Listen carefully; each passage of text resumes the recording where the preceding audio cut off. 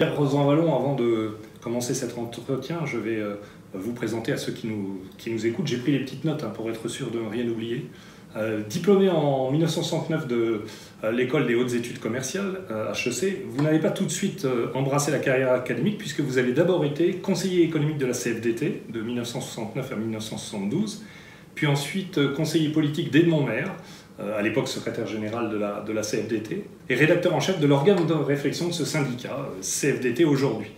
Également proche de Michel Rocard, vous vous êtes imposé pendant cette période comme l'un des principaux théoriciens de ce qu'on a appelé à l'époque la deuxième gauche, notamment en publiant L'âge de l'autogestion en 1976, et puis Pour une nouvelle culture politique en 1977.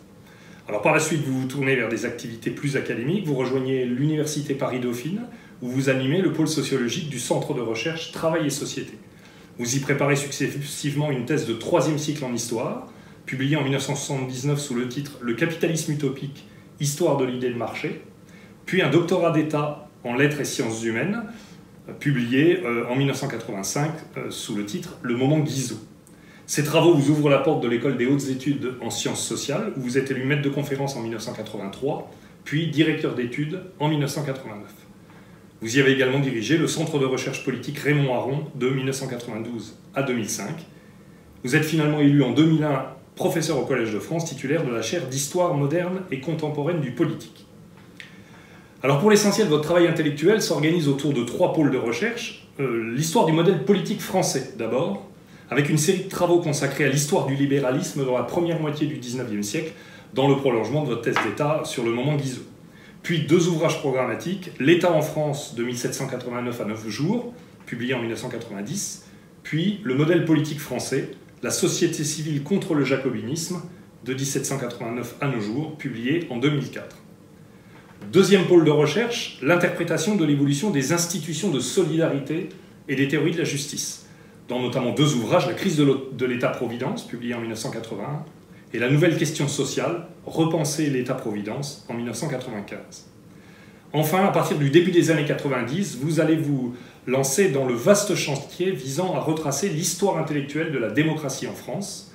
Alors d'abord avec 3 volumes publiés dans la Bibliothèque des histoires aux éditions Gallimard, Le sacre du citoyen, Histoire du suffrage universel en France, publié en 1992, Le peuple introuvable, Histoire de la représentation démocratique en France, publié en 1998, et enfin La démocratie inachevée, Histoire de la souveraineté du peuple en France, publié en 2000. Et après votre élection au Collège de France, vous poursuivez en entreprenant un travail historique et théorique sur les mutations de la démocratie contemporaine. Là encore, 4 volets à cette nouvelle entreprise.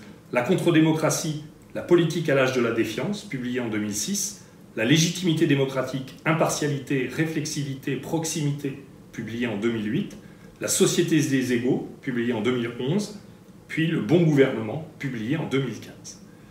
Alors au total, c'est dire que vos recherches, vos travaux, Pierre Rosanvallon, intéressent au plus haut point les sciences économiques et sociales, les professeurs et les élèves de notre discipline, notamment dans ces 2 dimensions sociologiques et sciences politiques. En sociologie, où les élèves étudient la construction et l'évolution des liens sociaux en première, la structuration de la société française en terminale. En sciences politiques, où ils étudient comment se forme et s'exprime l'opinion publique en première, et les modalités de l'engagement politique dans les sociétés démocratiques en terminale, et notamment les transformations à l'œuvre des objets de l'action collective, des acteurs et des répertoires d'action.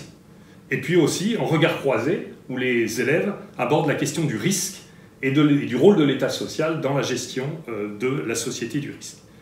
Alors je vous remercie d'avoir bien voulu répondre à notre invitation, et je vais commencer cet entretien en prenant un exemple, celui des Gilets jaunes, qui révèle que nous traversons une période qui apparaît comme une sorte de précipité d'évolution majeure dans les 3 dimensions que nous venons d'évoquer, celle de la transformation de la question sociale et des formes de la structure sociale, celle de l'évolution du rapport à la démocratie et celle de l'évolution de notre modèle politique. Cette conjonction a eu un acmé, donc celui que l'on a appelé le mouvement des Gilets jaunes, et que d'ailleurs vous préférez nommer, nous y reviendrons, comme la révolte des Gilets jaunes ou l'irruption des Gilets jaunes. En effet, cette révolte a révélé l'émergence de ce que vous appelez un nouvel âge du social. Elle a révélé le questionnement profond à l'égard des formes traditionnelles de la représentativité, de la délégation dans le champ de l'action collective et politique. Et elle a finalement également révélé une profonde remise en cause de notre modèle politique et de notre modèle démocratique. Je vous propose donc, Pierre Rosanvallon, que nous reprenions ces différents points, en commençant, si vous le voulez bien, par le premier.